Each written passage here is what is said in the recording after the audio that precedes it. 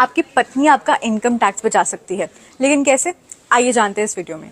एक टर्म होता है जिसे कहते हैं क्लबिंग रूल, जिसका मतलब है कि इनकम टैक्स एक्ट के सेक्शन 60 से 64 तक अगर आप अपनी पत्नी के अकाउंट में पैसा जमा करते हैं और उससे कोई इनकम होती है जैसे कि ब्याज, किराया, डिविडेंड, तो उस इनकम को आपकी कुल इनकम में जोड़ा जाता है और उस पर टैक्स लगता है। इसे कहा जाता है क्लबिंग रूल।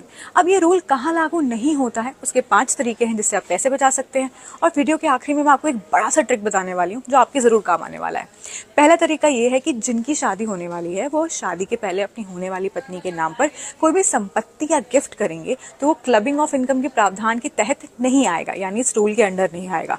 दूसरा तरीका ये है कि अगर आप अपनी पत्नी के खर्चों के लिए पैसे देते हैं और वो उनसे बचत करती हैं तो उसे भी आपकी इनकम में नहीं ऐड किया जाएगा।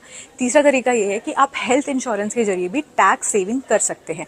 सेक्शन 80D के तहत आप परिवार के नाम पर हेल्थ इंश्योरेंस के प्रीमियम पर 25,000 रुपये तक बचा सकते हैं।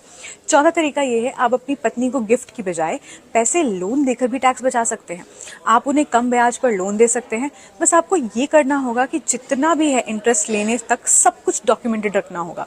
इससे आप दोनों की इनकम क्लब नहीं होगी और आपकी टैक्स लायबिलिटी भी घटेगी। अब जो पांचवा तरीका है वो ये है कि आप निवेश के लिए जॉइंट अकाउंट भी खोल सकते हैं। बस प्राइमरी होल्डर वो होना चाहिए जिसकी जो टैक्स लायबिलिटी है कम है, क्योंकि जॉइंट अकाउंट में ब्याज पर टैक्स लायबिलिटी प्राइमरी होल्डर के हाथों में ही होती है। और जिस बड़े ट्रिक की मैं बात कर रही थी वो ये है कि अगर आपका घर पत्नी के नाम पर है तो आप उन्हें किराया देकर HRA का फ़ायदा ले सकते हैं। इससे आपकी टैक्सेबल इनकम कम हो जाएगी और टैक्स छूट क्लेम कर पाएंगे। क्या आपको मालूम थी ये ट्रिक? हमें कमेंट सेक्शन में बताइए।